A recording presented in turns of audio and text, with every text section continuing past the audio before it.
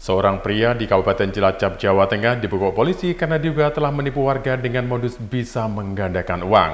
Dari rumah tersangka, polisi menemukan sejumlah uang palsu siap edar dengan jumlah fantastis yang mencapai 3 miliar rupiah.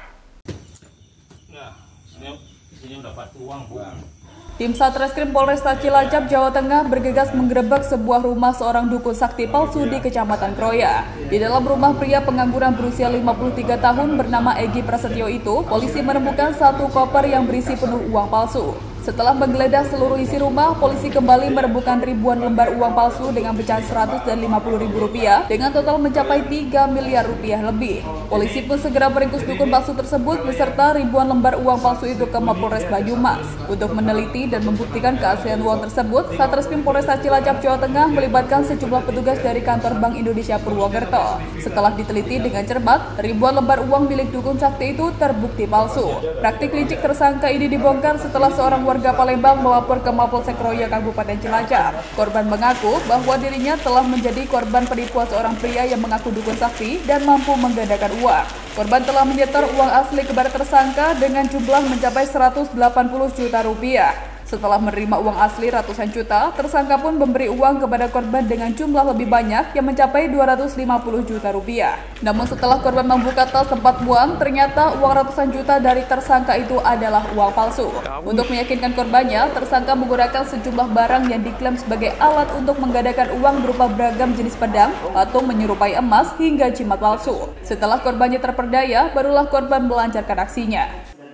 Kebetulan ada teman korban ini yang sudah kenal dengan tersangka, ya, kemudian mengenalkan bahwa tersangka ini bisa menggandakan uang, ya, dengan beberapa cara.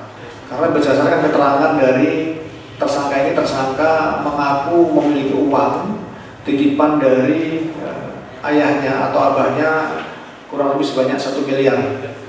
Ya, namun demikian, uang itu tidak bisa digunakan oleh yang bersangkutan karena apabila itu digunakan maka pesantren ayahnya itu akan yang bersangkutan dan keluarganya akan menerima musibah. Ya, oleh karena itu, ya karena tersangka korban ini tertarik, dia berangkat ke Jakarta dan janjian ketemu di wilayah Kroya. Untuk melancarkan aksinya, tersangka mengaku tak bekerja sendirian. Pria pengangguran ini juga memerintahkan rekannya untuk berperan sebagai pencari target korban.